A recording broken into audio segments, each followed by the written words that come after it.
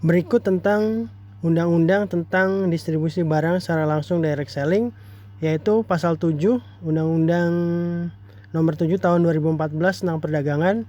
Distribusi barang secara langsung sebagaimana dimaksud pada ayat 1 dilakukan dengan menggunakan pendistribusian khusus. Distribusi khusus ini diatur pada pasal 8 Undang-Undang nomor 7 tahun 2014.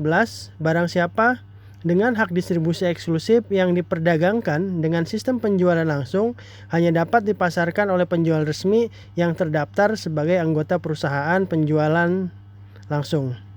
Nah, hak distribusi eksklusif ini adalah yang dimiliki hanya oleh satu perusahaan dalam wilayah Indonesia yang didapatkan dari perjanjian dengan pemilik merek dagang atau dari kepemilikan atas merek dagang tersebut. Jadi haknya benar-benar eksklusif. Kemudian pasal 10 pelaku usaha distribusi sebagaimana dimaksud dalam pasal 7, yaitu melakukan distribusi barang sesuai dengan ketentuan peraturan perundang-undangan serta etika ekonomi. Kemudian diatur juga di Permendak nomor 70 tahun 2019 tentang distribusi barang secara langsung. Hak distribusi eksklusif adalah hak untuk mendistribusikan barang yang dimiliki oleh hanya satu perusahaan dalam wilayah Indonesia yang didapatkan dari perjanjian dengan pemilik merek dagang atau dari kepemilikan atas merek dagang itu. Kemudian diatur juga pada pasal 6 Permendak 70, ada pasal 7 Permendak 70 2019. Nah, hak distribusi eksklusif ini sebagaimana dalam perjanjian yang diputus secara sepihak oleh pemilik merek dagang sebelum masa berlaku perjanjian tersebut berakhir.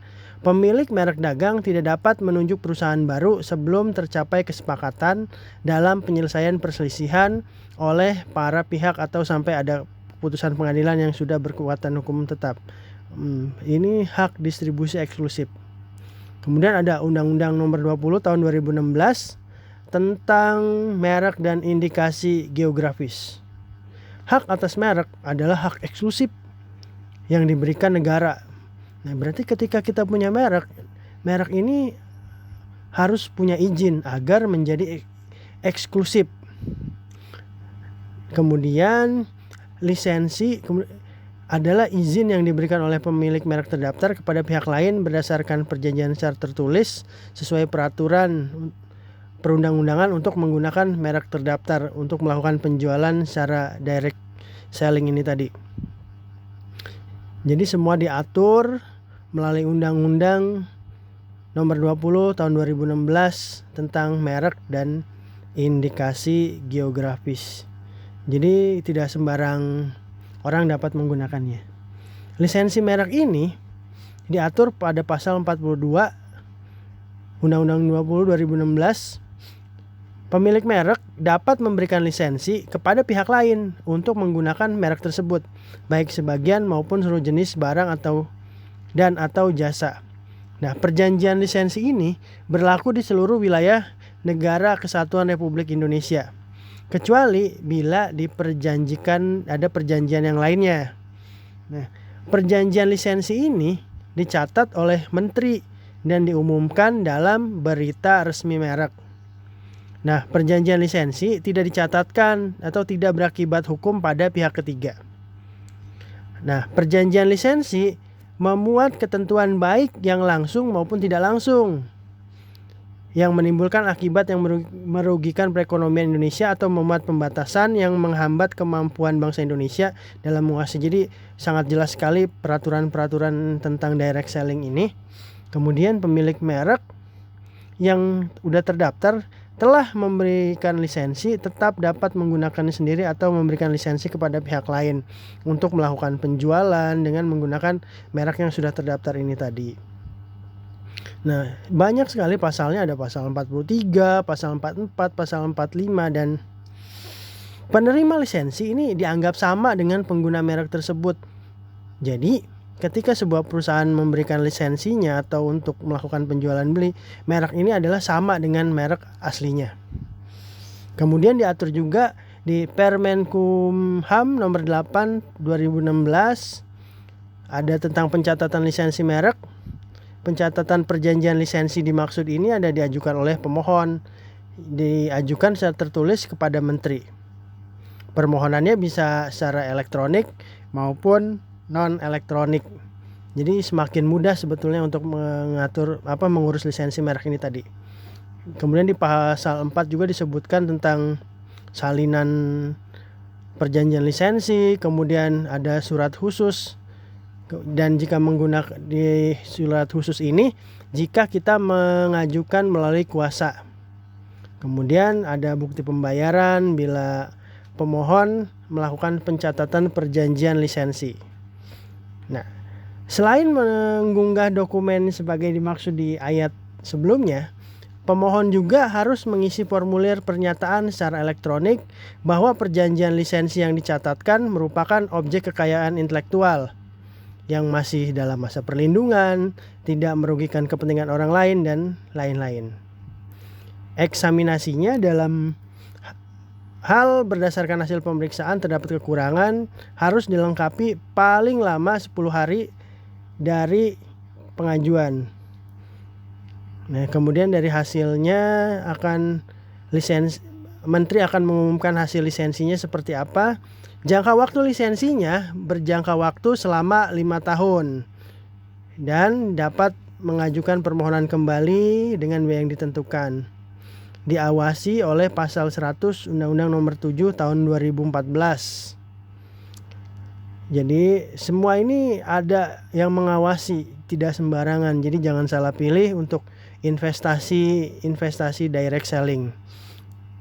Kemudian jika ada dugaan-dugaan yang dugaan terjadi tindak pidana, maka harus dilaporkan kepada penyidik untuk ditindaklanjuti oleh petugas pengawas. Sanksi administratifnya, menteri dalam melakukan pengawasan sebagai dimaksudkan di ayat sebelumnya bisa menarik barang dari distribusi untuk menghentikan pendistribusian barang yang sudah dilakukan secara direct selling itu tadi. Pencabutan perizinannya dicabut, barangnya ditarik. Kemudian sanksi pidana perdagangannya itu pidana penjara paling lama 4 tahun atau denda paling banyak 10 miliar rupiah. Jadi harus berhati-hati baik pelaku usaha maupun yang melakukan investasi di direct selling ini.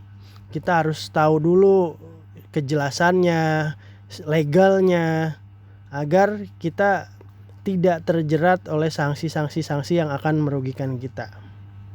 Sanksinya bisa mengakibatkan gangguan kesehatan, gangguan lingkungan hidup, atau bisa berakibat kepada kematian. Jadi benar-benar harus kita teliti terlebih dahulu tentang ini tadi.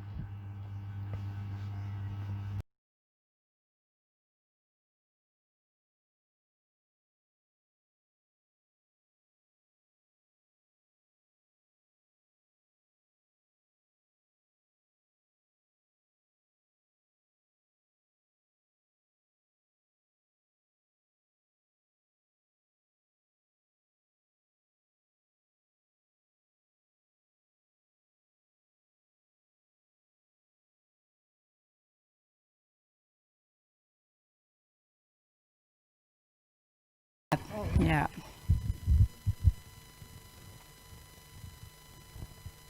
Assalamualaikum warahmatullahi wabarakatuh. Selamat siang, Pak. Kalau kita investasikan yang pertama itu harus legal dan logis ya, Pak. Terkadang tingkat kelogisan orang ini sangat-sangat rendah sekali, apalagi kalau yang investasi yang yang non legal itu mereka tuh selalu mengiklankan secara masif dan struktur, Pak. Salah satu contohnya misalkan ada SMS yang terus-terusan, otomatis secara tidak langsung bawah sadar kita akan apa benar, karena mereka secara masif dan struktur, lama kelamaan kita akan terjebak juga di situ. Apalagi kalau misalkan orangnya ini belum terliterasi. Terkadang diberikan literasi tapi dirinya sendiri tidak mau diliterasikan. Itu malah akan terjebak di yang non legal ini sendiri tadi. Nah, langkah strategis apa yang sudah dilakukan baik oleh APLI ataupun Bapak dari Polda ini tadi untuk para pelaku yang non legal ini diapakan gitu. Bahkan mereka kadang selalu masif dan struktur sekali untuk mempromosikan agar ayo investasi. Terima kasih. Assalamualaikum warahmatullahi wabarakatuh. Salam. Masnya tuh sama gergetannya sama saya, Pak Roy, Pak Mulya, Pak Arman ya. Gergetan tuh kenapa? Karena mereka sudah terstruktur dan masif gitu kan, sehingga kadang kelogisan kita ketika menerima pesan-pesan berantai menawarkan suatu investasi itu luar biasa gitu kan. Misalnya join 50 juta akan mendapatkan setiap bulan 100 juta gitu kan. Ketika orang berpikir nih dapat SMS begini terus-terusan, jangan-jangan bener gitu kan, jangan-jangan. Sehingga memang benar kata Masnya itu pinter bener ya, tapi semoga Masnya masih logis ya Mas ya. Jadi kadang kelogisan kita tuh jadi kayak apa ya, terhipnotis oleh SMS itu sehingga jadinya nggak logis lagi gitu. Nah tadi ditanya tuh Pak Roy, apa yang sudah APLI lakukan mengatasi hal ini?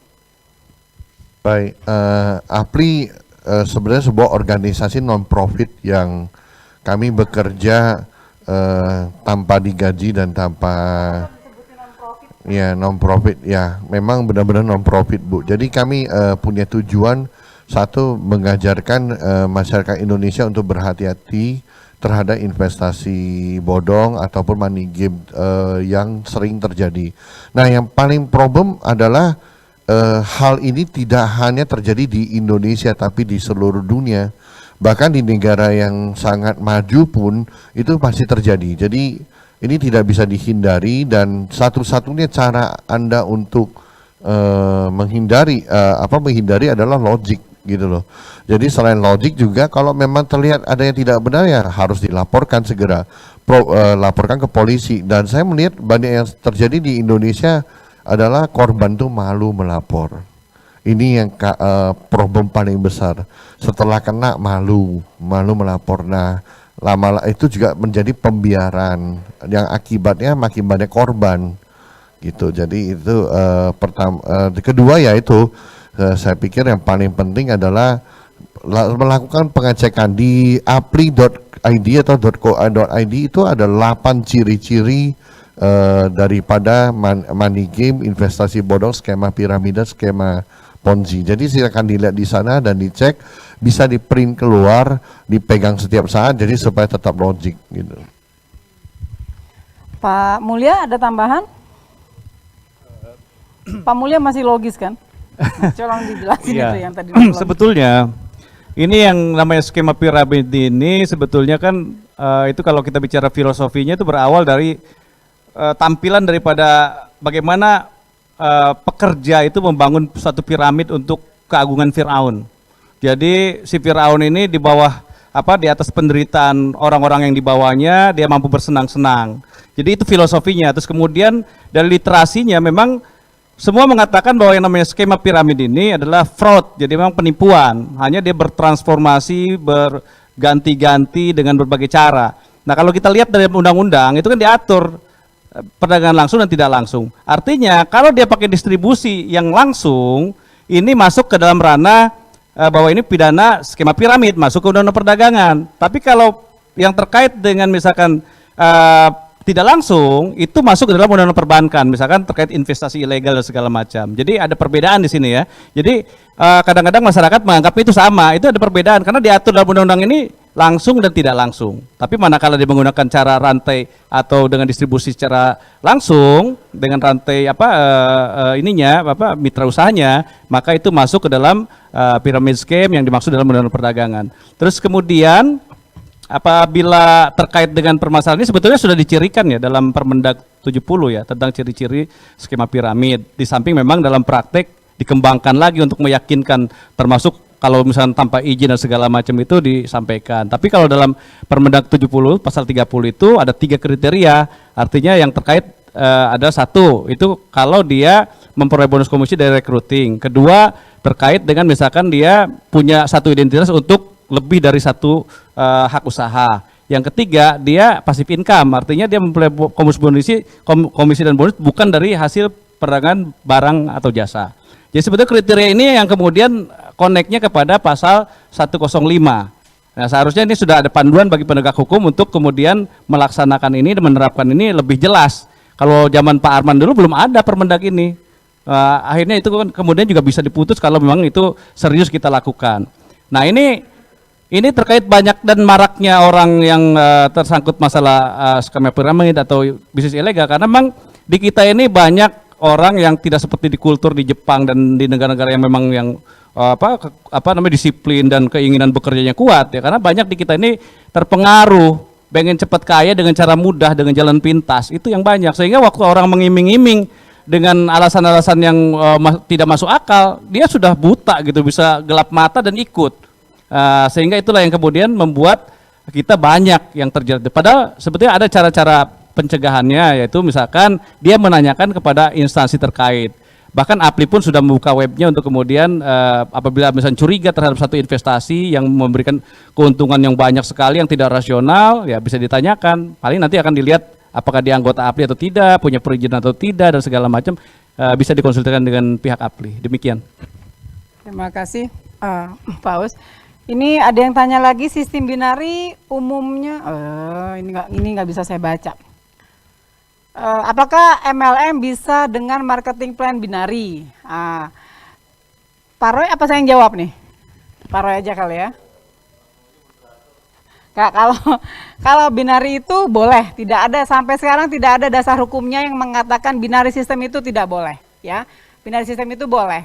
Hanya saja memang binary system kalau tidak punya kekuatan produk, ya produknya cuma sedikit atau bahkan cuma satu, itu berpotensi menjadi money game. Jadi sampai saat ini ditegaskan tidak ada peraturan yang menegaskan bahwa sistem binary itu dilarang, tidak ada, ya.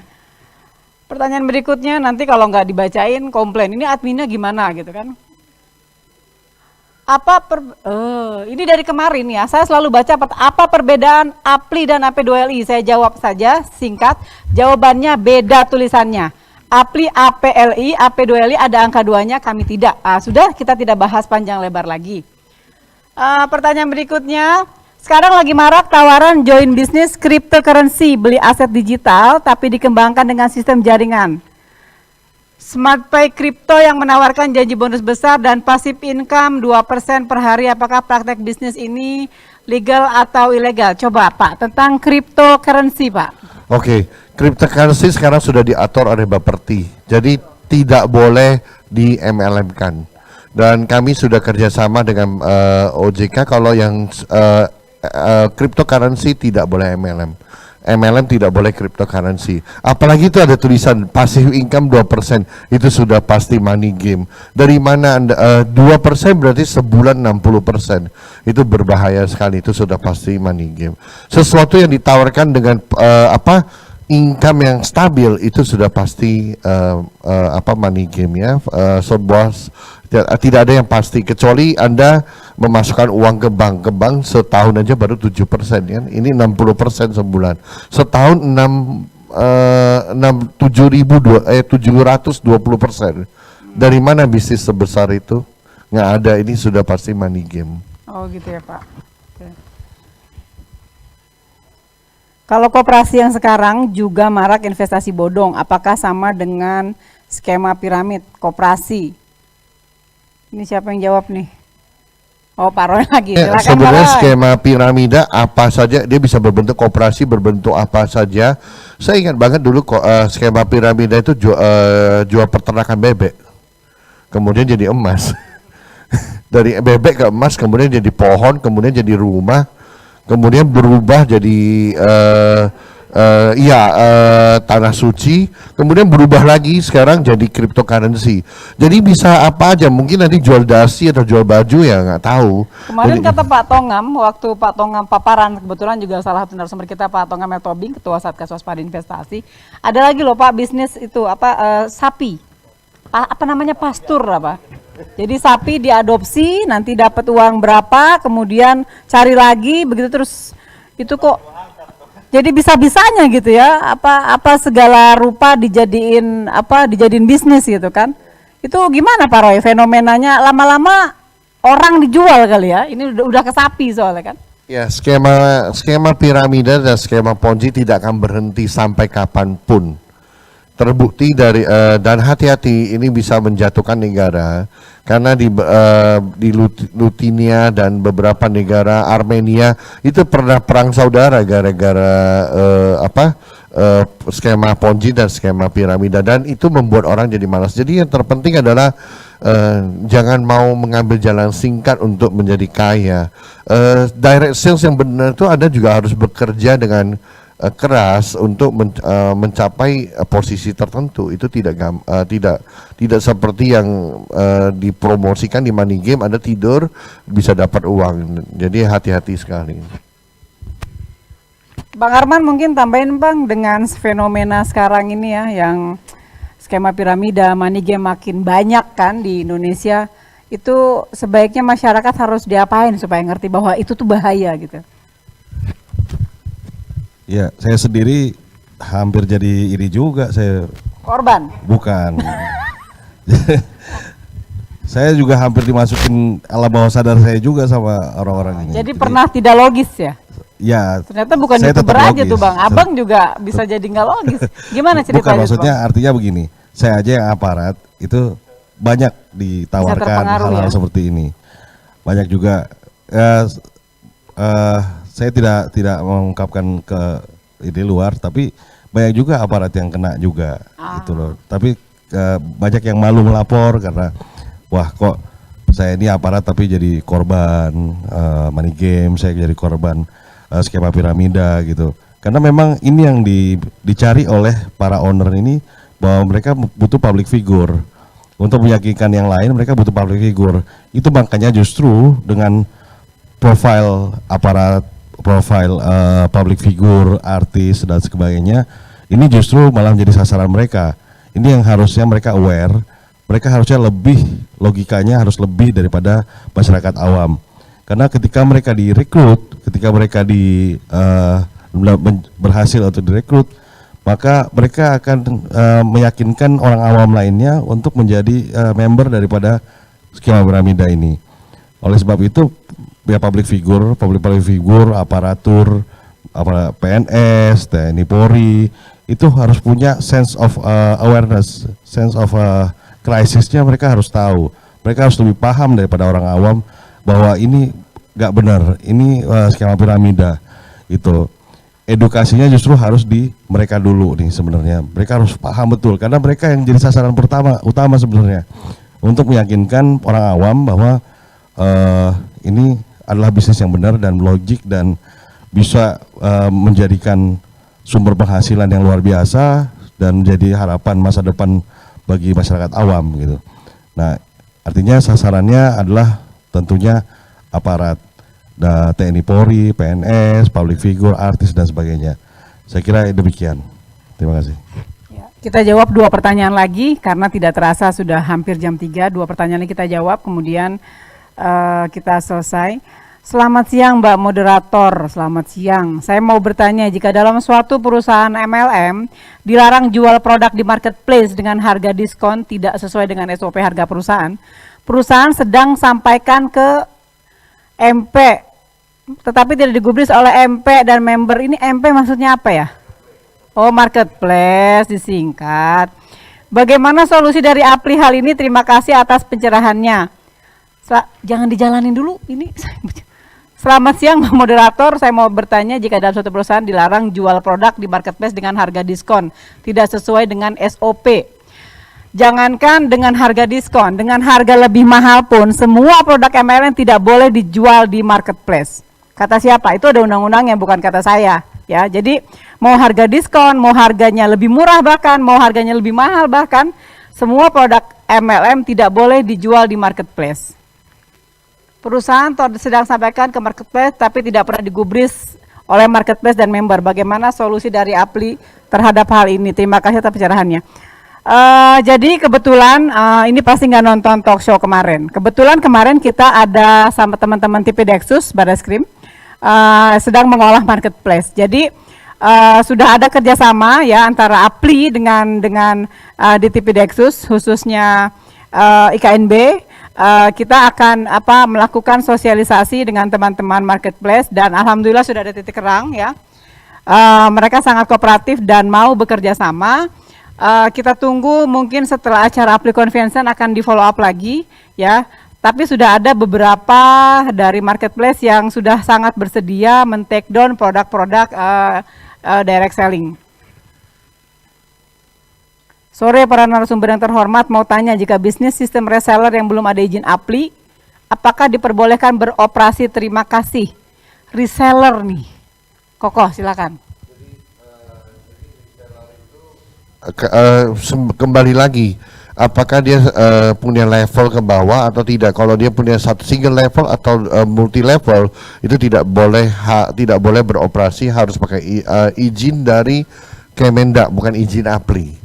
Izin dari Kemendak dan diverifikasi direkomendasikan oleh Apli, tapi izin dari Kemendak.